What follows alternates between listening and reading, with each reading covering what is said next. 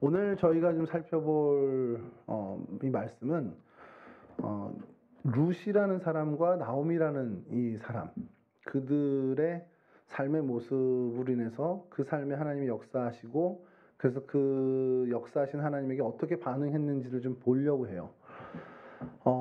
성경에 보면요, 그 성경 이름 있잖아요. 성경이 66권인데 그 중에 이름이 붙었잖아요. 성경이 66권인 건 아시죠? 네. 너무 지금 반응이 없어서 우리 청년들하고 말씀 나눌 때는 이게 참 힘들어요.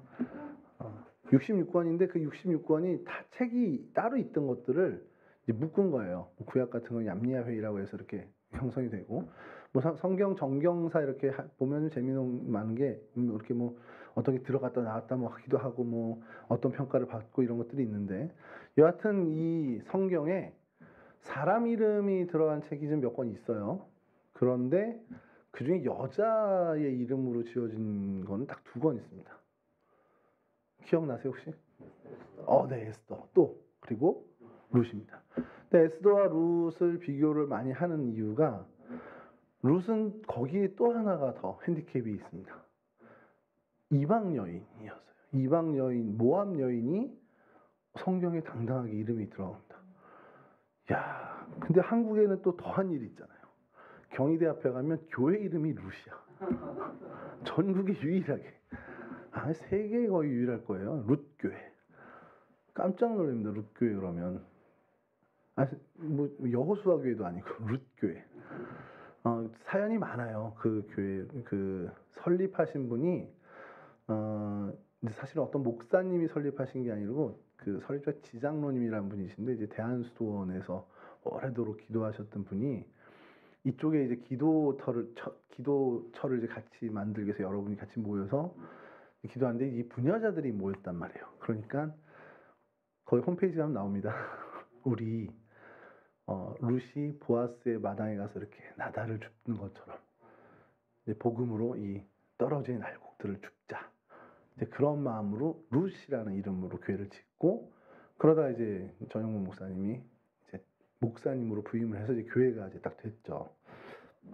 그래서 되게 희한한 어떤 스토리를 갖고 또 되게 독특한 이름을 가진 교회인데, 제 친구가 이제 경희대를 입학한 친구가 있었어요. 제가 이제 1학년 때 그 친구를 만나러 여기로 왔죠. 와서 이제 그때 막 성경의 지식이 막 들어갈 때잖아요. 그래요. 신학교 들어가면 일단 막 성경을 막 고등부 때 그것과는 완전 클래스가 다르게 막 성경 지식이 들어가고 막 귀동냥도 하고 그러면서 막 그냥 어깨가 막 이렇게 올라가면 교만이 막 정수리 넘칠 때예요. 그러니까 룻이라는 그거 딱 보면서 룻 저 뜻이 뭐지? 이렇게 하면서 이렇게 얘기를 한단 말이에요. 그 친구한테 이렇게 지나가다 걔가 딱 보던 교회가 있으니까, 저는 신학생이고, 그러니까 야, 저 교회네. 그래서 야, 저 교회 뭔지 알았더니 친구 교회 그러는 거예요. 깜짝 놀란 거야. 이 룻이라는 이름이 친구라는 뜻을 갖고 있거든요. 친구. 이 경영학과가 어떻게 알지? 되게 충격을 받은 거예요. 그 자리에서. 그래서 계속 뭘 얘기하고 이제 대화를 하는데도 그냥 딴 거 신경 안 쓰고 얘가 어떻게 알았지? 난 신학생이니까 이제 나도 안 건데, 얘가 어떻게 이걸 알았지? 경영학과에서 가르칠 리가 없는데? 그래서 이제 나중에 자존심 상하면 물어봤죠. 너 저거 어떻게 알아? 저 뜻을 어떻게 알았어? 그랬더니 걔가 뭐? 내 친구 다니는 교회야? 딱 그러더라고요. 그래서 자기 친구 교회를 그냥 친구 교회를 한 걸 제가 잘못 알아들은 거죠. 거기 지나갈 때마다 그 친구 생각이 나요. 그래서 이 친구, 우정이라는 뜻을 갖고 있는데, 이제 친구가 사실은 또 엄밀히 얘기하면 이 female, 여자인 친구를 얘기할 때 룻이라는 이름을 사용하는 거고요. 이 집안이 참 룻 집안이 아니라 룻의 이제 시댁이죠. 시댁의 이야기가 처음에 시작이 되는데, 기구합니다. 기구한 것이, 이 엘리멜렉이라는 사람과 나오미라는 여인이 결혼을 했어요. 그리고 아들을 둘을 낳고 지냈는데, 아들이 말론이라는 사람이 있고 기럐이라는 사람이 있었습니다. 근데 무슨 이유인지 모르지만 이 가나안 땅, 팔레스타인 땅을 떠나서 모압 땅으로 이민을 가요. 오늘날로 치면. 그 이민을 가는 게 왜 그럴까? 이제 성경학자들이 여러 설을 하는데, 그냥 대개 그때 이주를 하는 경우는 식량 때문이에요. 먹고 사는 게 없어서. 먹고 사는 게 없어서 이제 보통 가는데, 좀 이따 얘기했지만 사실은 이 집은 그 이유는 아니었습니다. 그래서 어쨌든 가는데, 가서 모압 며느리 둘을 봐요. 근데 이 아들 둘이 남편도 다 죽습니다. 그 나오미 입장에서는 얼마나 비극적입니까? 이민을 갔는데 남편도 죽고 아들들도 죽어요. 남은 건 이제 며느리들입니다. 며느리들이 이 시어머니하고 무슨 관련이 없잖아요, 사실은. 그러니까 떠나라고 이제 얘기를 하는 겁니다. 그랬더니 이제 둘째 며느리는 떠나가고 첫째 며느리가 너도 가라 그랬더니 오늘 우리가 읽은 본문처럼 절대 안 떠납니다. 완벽하게 자기의 어떤 이야기를 하면서 어머니와 같이 머물게 되는 거죠. 그리고 이 어머니의 결단으로 다시금 고향 땅으로 돌아오는 게 이 룻의 어떤 이야기의 중심축이에요. 그래서 그런 어떤 보면서 이제 생각이 드는 게 시대가 어느 시대냐면 이게 사사 시대입니다. 정확히 언제라고 나오진 않는데 에훗 정도의 시절이 아닐까라고 이제 성경학자들은 얘기를 해요. 이제 흉년이 들어서 유대 땅, 특히 이제 베들레헴 땅에 생활이 어려워졌다. 그래서 사람들이 이제 지리적으로 이제 그 풍족하다고 생각하는 이 모압 땅으로 이주하게 되는 어떤 그런 시대가 있었다는 거죠. 그러니까 뭐 이 집안만 간 게 아니라 많은 경우가 이렇게 좀 오고 가면서 좀 풍성한 지역으로 옮기는 일들이 좀 있었다라는 겁니다. 근데 여러분은 알겠지만 제가 전에도 한번 말씀 우리가 나눌 때 이 사사 시대의 대표적인 시대 정신이 뭐였습니까? 사사기의 대표적인 시대 정신은 자기 소견에 옳은 대로 살았다는 겁니다. 그러니까 기준이 하나님의 말씀 아니면 어떤 성경의 정신 이런 게 아니라 내 소견에 내가 보니까 맞아라고 하는 것으로 살았던 게 이 사사 시대의 어떻게 보면은 시대 정신이라는 겁니다. 그러니까 이제 사사 시대의 패턴이 뭐냐면 이런 생각을 하다 보니까 하나님을 떠나는 일이 비일비재하겠죠. 그 전체적으로 민족적으로 다 범죄에 빠지게 되는 겁니다. 근데 하나님이 그걸 가만히 두고 보시지 않죠. 여러분 그런 게 있습니다. 제가 이제 교육전사 하던 시절에 이제 그 사이에 무슨 얘기가 있었냐면 가서 담임 목사님이나 교육 목사님한테 힘든 얘기를 해보라는 거예요. 목사님 저 이제 좀 사역이 좀 어렵고 좀 옮겨야 될 것 같아요라는 얘기를 해보라는 겁니다. 그러면 그래? 어떡하지? 그래 그럼 어디 내가 딴 데 좀 알아봐 줄까? 아니면 그러면 잘 가라 이렇게 하면 너는 그런 평가를 받는 전도사다. 그러니까 넌 여기 없어도 되는. 근데 헛소리 하지 말고 참고 있어. 그러면 너 인정받고 있는 거다. 이런 얘기를 하라는 거예요. 그래서 그거를 제가 엉뚱한 생각을 해본 게 하나님한테 한번 해보는 거죠. 하나님한테 길 어긋나고 하나님 말씀 잘 안 듣고 약간 장난꾸러기처럼 말씀 막 이렇게 하면 하나님이 뭐 그래 네가 그렇지. 그리고 아무 반응이 없으면 하나님이 저를 별로 생각 안 하는 겁니다. 근데 막 즉각적으로 너 어디서 그런 행동을 보여 그러면서 막 잡아다가 막 그렇게 하고 하나님 막 이렇게 징계를 한다면 안심하라는 거죠. 하나님이 그래도 나를 내가 벗어나는 거 굉장히 예민하게 보고 계시는구나.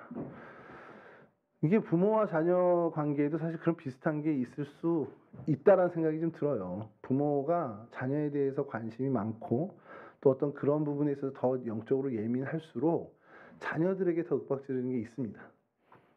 근데 아예 그냥 정말 성숙한 부모라 그 모든 것 다 오늘 요게베스 노래처럼 하나님께 맡긴 사람이라면 그냥 자녀가 어떻게 해도 뭐 그렇게 안 하겠지만 저처럼 아직 덜 성숙한 사람은 애가 이렇게 하는 모습들이 다 마음에 안 들면 더 막 잔소리를 하게 돼 있죠. 근데 이 사사시대 하나님이 약간 그런 모습을 보입니다. 이스라엘 백성들이 범죄를 해요. 하나님 이제 손 놓고 이쪽 우상 손을 잡고 막 이러면서 하는 모습들이 보이면 너무나 즉각적으로 징계를 주세요. 그러니까 뭐 외세가 일어나서 얘네들을 뭐 압제한다든가 아니면 오늘 말씀드렸던 배경이 되는 것처럼 기근이나 어떤 이런 자연재해로라도 하나님이 이 사람들이 어려워져서 하나님을 이렇게 바라볼 수 있게끔 하나님이 만드십니다. 그러니까 하나님이 범죄한 이스라엘 백성들을 예민하게 보시는 거죠. 그러니까 그만큼 관심 갖고 사랑하고 계신 거예요. 자, 그러면 이제 그런 어려움을 당하니까 이 이스라엘 백성들이 어떻게 해요? 너무 사는 게 힘드니까 하나님을 쳐다보는 거죠. 그러고서 하나님께 하나님 우리가 뭔지 모르는데 잘못했나 봐요. 하나님 우리를 도와주세요. 그래서 막 애걸복걸 합니다. 그럼 하나님이 그때 짜잔 하고서 사사를 보내는 거죠. 그 사사를 통해서 이방의 압제했던 압제를 어떤 문제를 해결해 주십니다. 자, 그러면 이제 평화를 다시 찾게 되겠죠. 하나님의 구원을 얻고 평화를 다시 찾아요. 평화를 다시 찾으면 다시 반복하면 안 되잖아요. 안 그래요?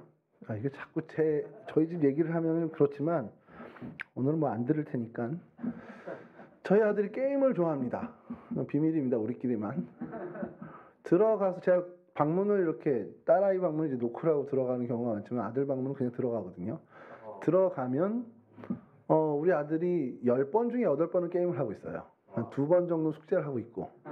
그래서 뭐 2번만 보고 만족을 하라고 하시는데 우리 주변 사람들은 10번 아닌 게 어디냐 이러는데 들어가면 게임을 하고 있고. 그래서 특단의 조치를 한번 내린 적이 있습니다. 이걸 뺐고 패드 뺐고 스마트폰을 충전기 제 방에다 놔두고 이제 너 학교 갈 때만 가져와라. 뭐. 자 그러면 이제 데스크탑으로 하겠죠.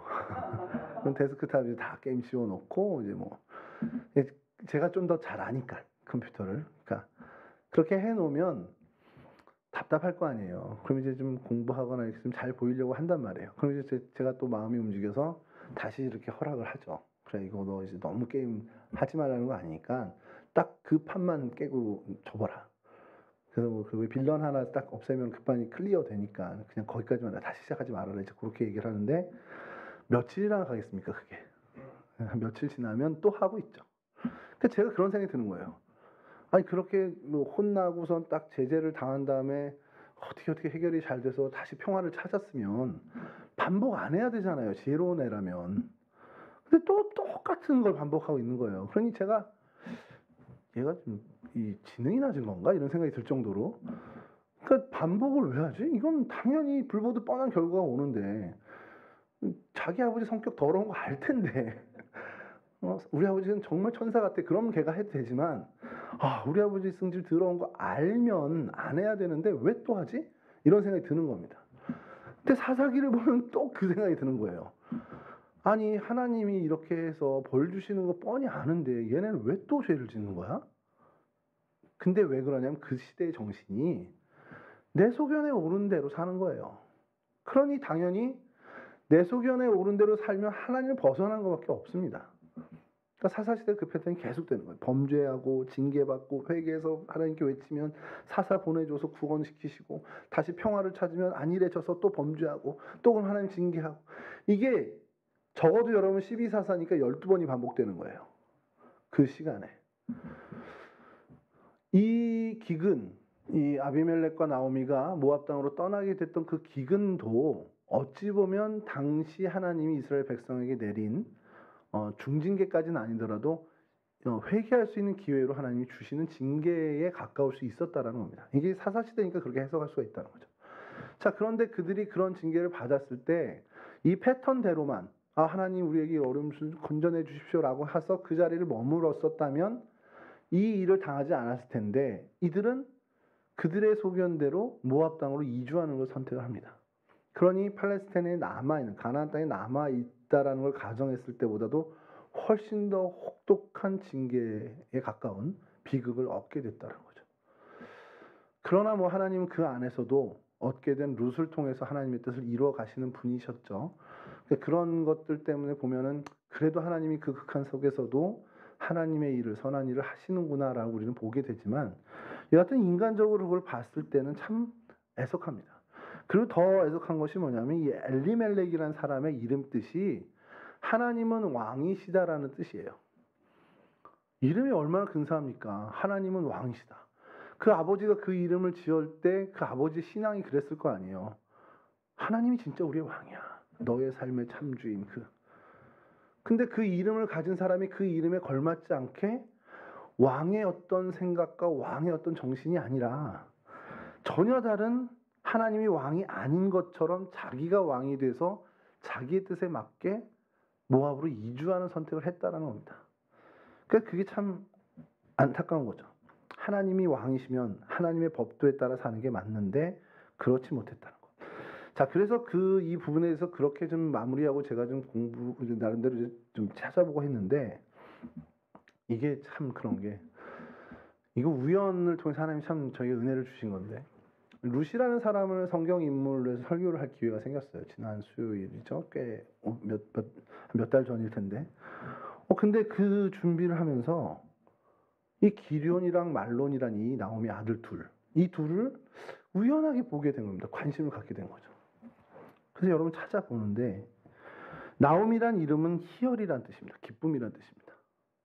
아들이 있어요. 말론과 기련이 있는데 이 이름 뜻을 찾는데 많이 헤맸습니다. 성경사전에 잘 안 나오고 해서 뭐 찾고 해서 겨우 찾았는데 이 말론이란 뜻은 병약이란 뜻이에요. 그러니까 아프다란 뜻이에요. 일본어로 하면 있다 이 정도 되겠지. 있다 이 정도. 아이야 뭐 이런 뜻인데 이게 너무 신기한 거예요. 왜 병약으로 지었지? 그래서 그 동생을 찾았습니다. 기련, 결핍이란 뜻입니다. 결핍 혹은 낭비로 인한 부족함. 그러니까 무슨 의미인지는 알죠. 이렇게 뭔가 채워지지 않은 겁니다. 말론과 기론이란 이름이 왜 이렇게 아들 이름을 줬지? 이게 태어날 때 지은 거라는 게 보통인데 가끔씩은 아닌 게 이 아이들이 자라나는 성장 과정을 통해서 별칭을 불렀는데 그 이름이 되는 경우도 있단 말이에요. 근데 이것이 됐든 저것이 됐든 이들에게는 어쨌든 병약함, 결핍이라는 뭔가 문제가 있지 않았겠냐라는 거죠. 자, 그걸 만약에 전제로 한다면 이주할 만하다라는 거예요. 먹을 게 없어서 간다기보다 이 풍요로운 것이 아니라 다른 것 때문에 간 것을 이 아들들에게서 찾는다면 이 엘리멜렉과 나오미의 이민이 이거는 이해가 되는 거죠. 왜 그걸 또 찾았냐면 룻기 1장 22절에 이렇게 나오미가 고백합니다. 내가 풍족하게 나갔더니 여호와께서 내게 비어 돌아오게 하셨느니라. 나오미의 이 고백이 갑자기 불쑥 튀어나왔는데 이거 우리나라 말에만 풍족이 있는 거 아니냐고 했는데 영어 성경에도 그렇고 히브리어 성경에도 이 풍족하게 단어가 있습니다. 그러니까 더 이상 여기서 먹고 살 게 없어. 모압 땅에 가서 그냥 밥이라도 먹어야지 하고 나간 게 아니라는 겁니다. 여기서 어느 정도 재산을 갖고 모압 땅으로 이민을 간 거라는 거예요. 어느 정도 먹을 게 있는데 왜 갔지? 이런 생각을 한다면 이유를 아까 말씀드린 아이들의 문제, 병약함의 문제, 혹은 장애의 문제가 아니었겠냐라는 추측까지도 할 수 있다는 거죠. 그래서 주석을 여러 군데 찾아봤는데 한 주석에선 그거를 언급을 하더라고요. 대개의 주석은 그 얘기를 하는 게 없는데 자녀의 문제일 수 있다. 근데 오늘날에도 여러분 문제지만 애들 교육 문제가 아니라 여기서 도저히 얘가 지낼 수 없어.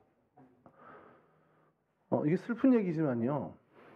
이제 장애를 가진 부모님들이 계시잖아요. 우리 주변에 종종. 그래서 선택하는 게 미국으로 가시는 분들이 있습니다. 그러니까 선진국으로 가시는 분들이.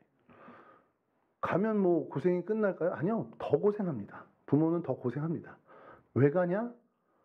우리나라에서 이 아이들이 그 장애를 갖고 자라는 게 너무 결과가 뻔한 거예요. 현재 시점에선.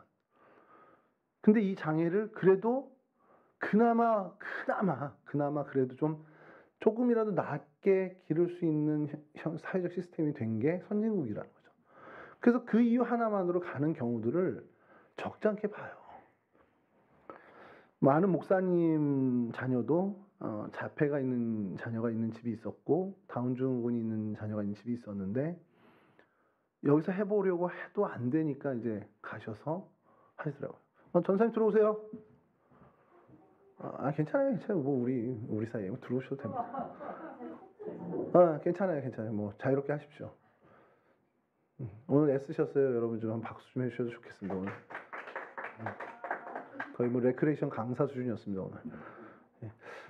여하튼 그런 이유로 자기의 삶의 터전을 떠나서 갔다라는 거를 관점을 본다면 이 엘리멜렉과 나오미는 조금 그 당시 사사시대에 자기 소견대로 산 사람들과는 좀 다르지 않겠나라는 생각이 좀 드는 거예요. 이제 이 연구를 하다 보니까 이제 나오게 된 그거였죠. 그래서 결국은 흉년이 핑계가 돼서 간 게 아니고 자녀의 어떤 힘든 상황 이런 것들이 갔다라면 이해가 되는데 가서 잘 됐으면 좋았을 텐데 이건 하나님의 징계라고 해야 되는지 아니면 정말 운이 없었다고 해야 되는지 모르겠지만 나오미의 고백대로 하나님이 내게 비어 돌아오게 하셨다라는 거. 그러면서 뭐라고 고백을 또 이어하냐면 여호와께서 나를 징벌하셨고 전능자가 나를 괴롭게 하셨거든. 그러니까 나오미의 신앙으로는 이 모든 상황이 하나님의 징계로 본 겁니다.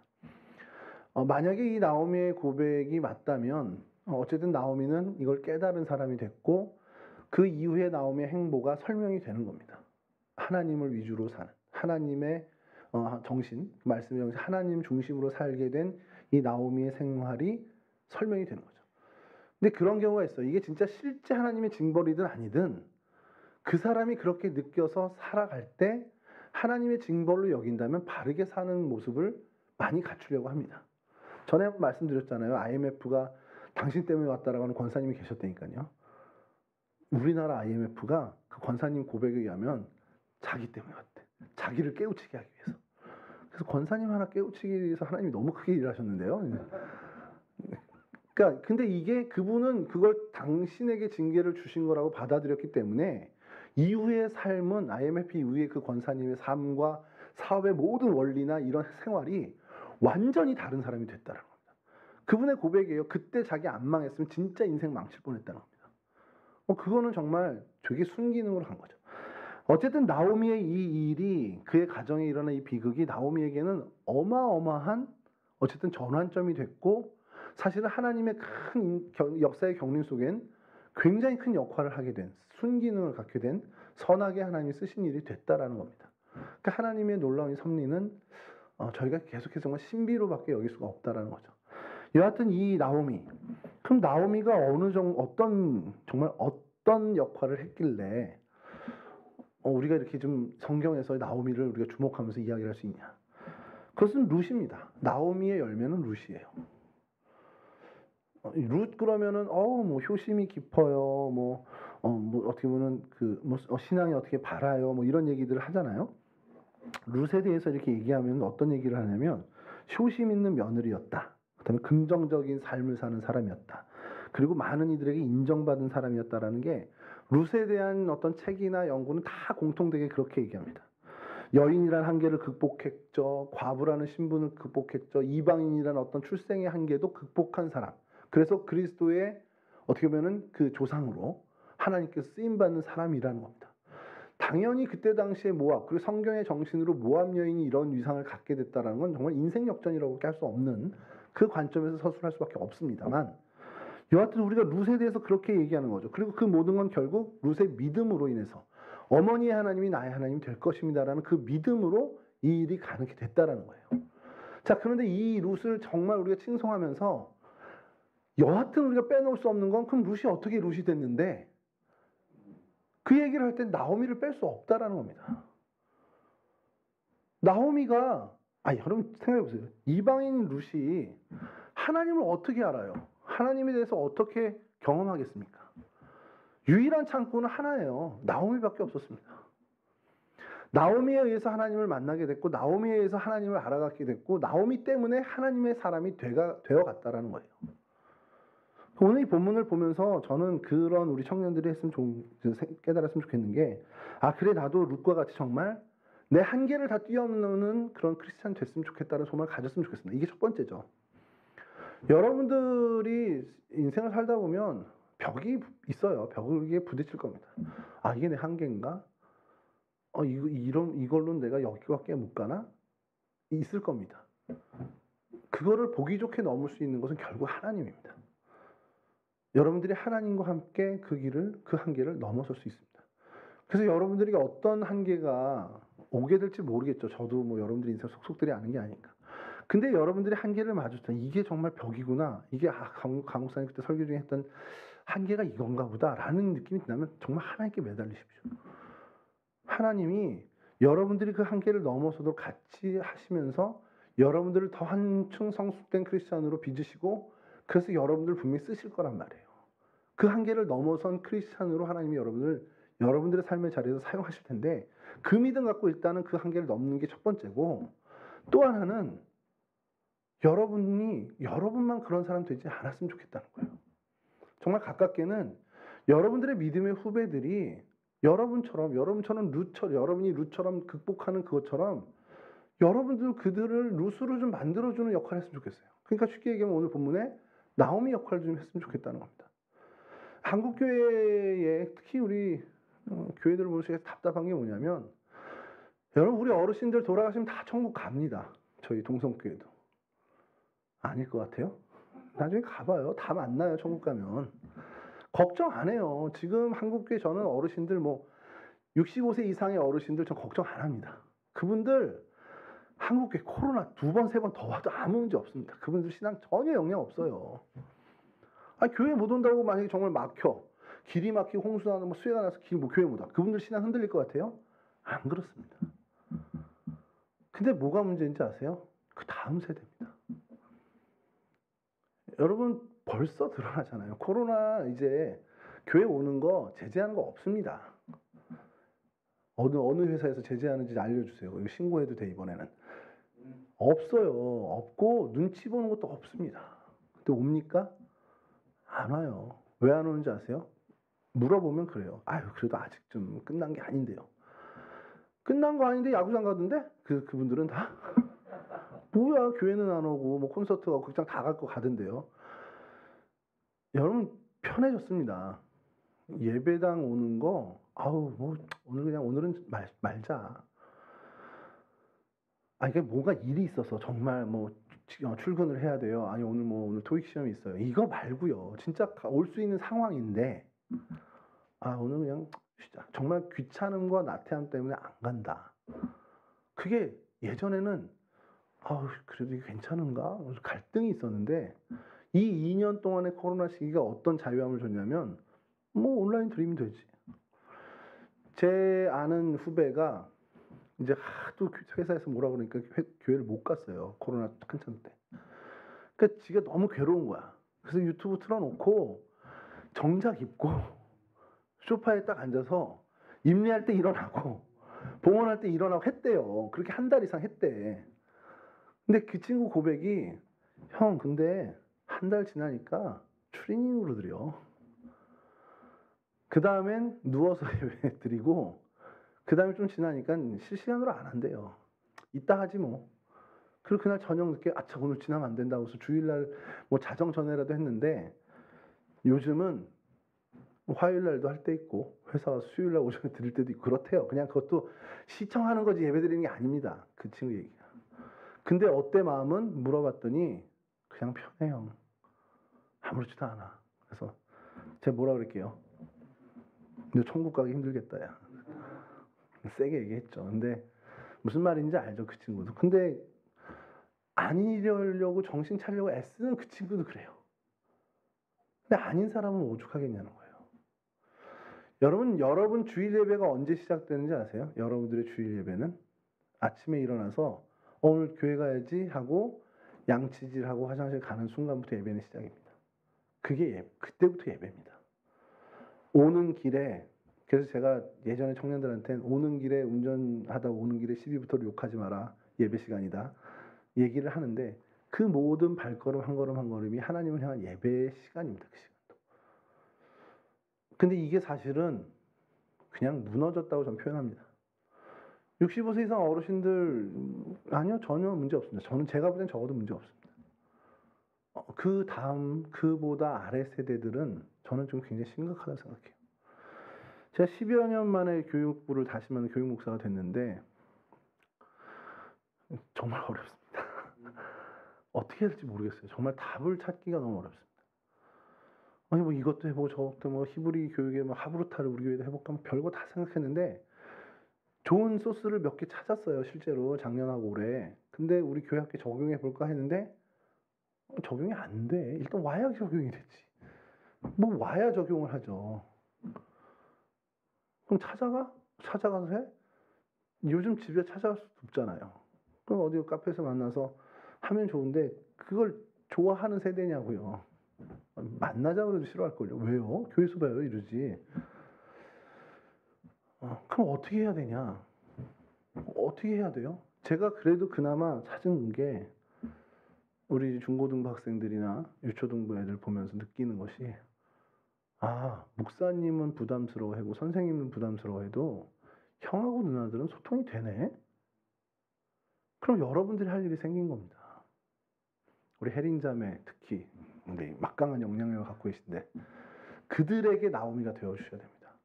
혜린자매를 통해서 혜린자매 후배들이 하나님을 경험하게 되고 크리스찬이 저렇게 사는 거구나라는 걸 경험하게 해주셔야 돼요. 그게 여러분들에게 지어진 십자가입니다. 좀 부담스러울 수 있겠지만 그 십자가 지셔야 돼요. 여러분들의 후배를 위한, 그들을 룻으로 만들 여러분들이 나오미가 되셔야 됩니다. 그게 우리 동성교회 이 정말 뭐 작으면 작다 할 수 있는 우리 공동체에게 하나님 주신 의무고 십자가입니다. 되게 부담되죠? 우리 승혁 형제 희원이한테 일단 나오미가 되어주셔야 되고, 어렵겠지만 우리 후배들이든 친구들, 뭐 나이가 많은 선배도 좋아요. 여러분들이 요만큼이라도 영향력을 줄 수 있는 이에게 여러분들의 신앙의 모습을 통해서 하나님을 경험하게끔, 그래서 그가 볼 때 세준이 하나님이 나의 하나님이 됐으면 좋겠다, 세준 형의 하나님이 나의 하나님이 되어야 되겠다, 이런 결단이 일어나게끔 여러분들이 그런 삶의 그런 신앙의 행보를 걸어가 주셔야 됩니다. 선생님들이 하면야 되겠죠. 선생님들 저렇게 잘 바르게 사시니까. 근데 만나질 않잖아요. 일단 선생님들하고 접점을 안 하잖아요. 예전에 제가 청년부를 맡았을 때는 그 나이 차이가 많이 안 나서 그랬는지 모르지만 그냥 거의 저녁마다 만났어요. 이 제기동 일대, 뭐 안암동 여기를 그 무진장이라는 데가 있었거든요. 해장국집. 그냥 뻑하면 거기서 뭐 새벽 예배 끝나고 만나서 밥 먹고. 근데 요즘 우리 청년들하고 제가 그러자 그러면은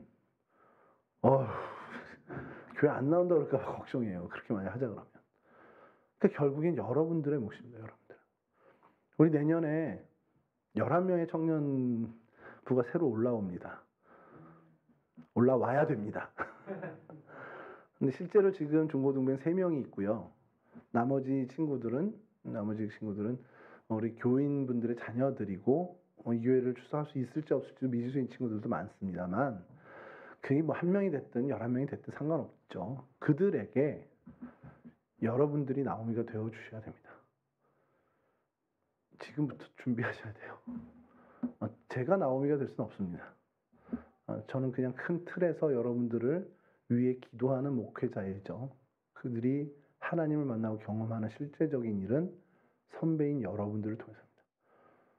여러분, 하나님이 여러분들을 정말 나오미로 쓰셔서 여러분들을 누군가의 나오미로 삼아 그를 룻으로 만드는 일을 하시게끔, 또한 여러분 역시도 룻이 되어 누군가로부터 영향을 받은 룻이 되어 정말 그 한계를 뛰어넘는 그러한 믿음의 승리자가 되는 것, 그 일들이 여러분들의 삶 가운데 넘쳐나기를 정말 주님의 이름으로 간절히 축원합니다.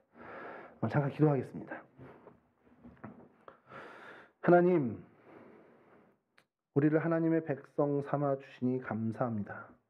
하나님을 나의 하나님으로 섬길 수 있도록 은혜 주시니 감사합니다. 하나님, 나의 삶의 주인 되어 주시고 내 인생의 정말 주권자 되어 주셔서 정말 하나님 말씀의 정신으로 이 땅을 살아가는 우리 청년들 모두가 될 수 있도록 도와주시옵소서. 그렇게 내 소견에 옳은 대로가 아닌 하나님의 말씀의 정신으로 살아가는 거룩한 백성 되게 해주시고, 그래서 하나님 우리를 정말 둘러싸는, 우리가 맞닥뜨리게 되는 모든 한계를 뛰어넘는 진정한 승리자의 삶을 사는 우리 동성의 모든 청년들이 될 수 있도록 도와주시옵소서. 하나님, 그렇게 믿음의 승리자로 살아가는 저희들을 통해서 또 다른 누군가가 믿음의 승리자가 될 수 있도록 오늘 본문에서의 나오미와 룻과 관계처럼 우리를 하나님 나오미로 삼아 주셔서 우리 주변의 누군가가 정말 한계를 넘는 룻으로 성장하는 그 귀한 일에 우리 각자를 사용해 주시는 그 놀라운 은혜를 맛볼 수 있도록, 그 은혜 누릴 수 있도록 도와주시옵소서. 그러기 위해 짊어져야 할 십자가가 있다면 아멘으로 순종하며 짊어질 수 있는 그런 믿음의 대가들이 되는 우리 청년들이 될 수 있도록 주님 도와주시옵소서. 우리의 삶의 현장 가운데도 늘 함께해 주시고 하나님과 더불어 함께함으로 정말 믿음으로 승리하여 나아가는 우리의 삶의 자리가 될 수 있도록 하나님 이 한 주간도 지키시고 인도하여 주옵소서. 감사하며 예수 그리스도 거룩하신 이름으로 기도합니다. 아멘.